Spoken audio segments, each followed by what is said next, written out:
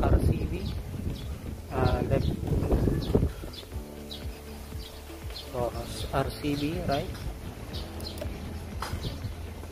Tapos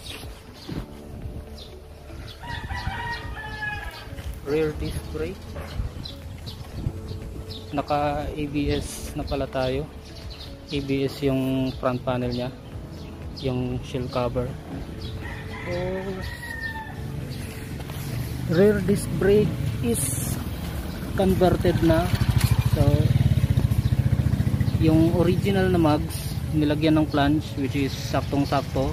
Tapos Nissin caliper original pang PCX or ABB. Tapos rotor, and stock na rear tire hugger. Tapos hose, maganda yung pagkagawa ni Boss Romano Manuel. So guys, for inquiries magpa-convert. Tapos yung RCB naman, nag-release sila ng mags na pang Click 160 na rear disc ready. So it's more reason to convert your rear drum brakes to rear disc.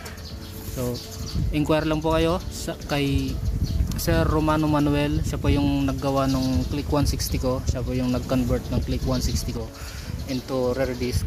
So yan. So ito yung products niya. Maganda yung pagkagawa, solid. So yan, RCB left and right. Yan. Thank you.